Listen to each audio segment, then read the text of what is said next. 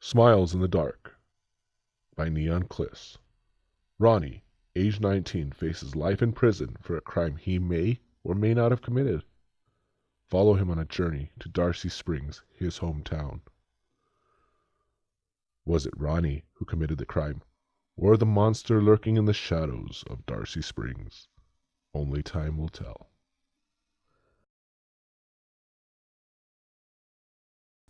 So that's the title of the story, and I threw together a little tidbit of a description afterwards, just trying to introduce the story.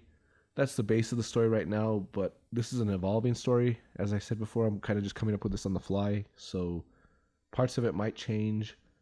But for right now, that I'm going to leave it at that. And I am going to include a little short audio trailer for this, for the first reading, which should be uploaded right after this. So check it out. It doesn't give much, just kind of like atmospherical stuff, but it might be interesting. So if you'd like to, check it out. So yeah, for a short little audio blog now, trying to update and just give a little bit of information. Geesh, I never realized how strange it is to talk to a microphone. I mean, in high school I had a small band, never went anywhere, wasn't a great band at all.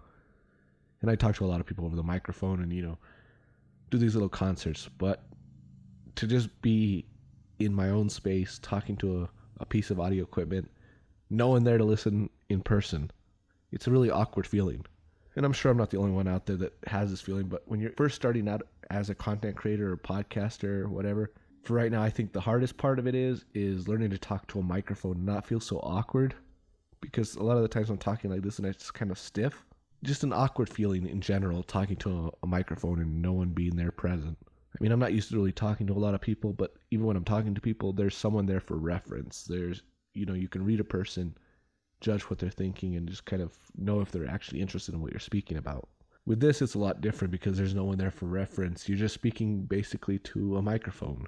And I got to learn to not hit the microphone. I tend to do that a lot and have to cut that out because a bad habit of speaking with my hands and, keeping movement. And I like to, move back and forth on my legs and just kind of keep myself moving all the time. And I need to stop doing that because I shake the microphone and all that other problems that cause poor audio quality in the video.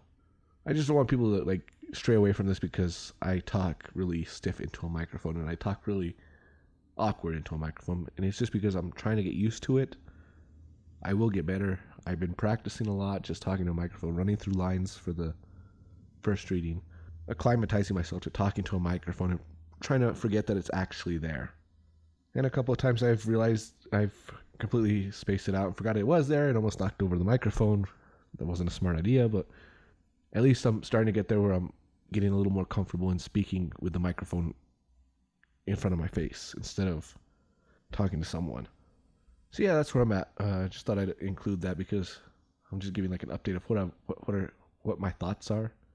So for right now, that's the hardest part of this podcast. I'm just trying to keep an update of what's going on and how I'm feeling about this. This process is actually very interesting. I'm having a lot of fun. I just wish I can get over the microphone and focus on the story and just kind of do what I set out to do, and I am going to do what I set out to do. By this Saturday, the first episode should be aired. So yeah, I hope I didn't make this too awkward, and thank you very much for listening,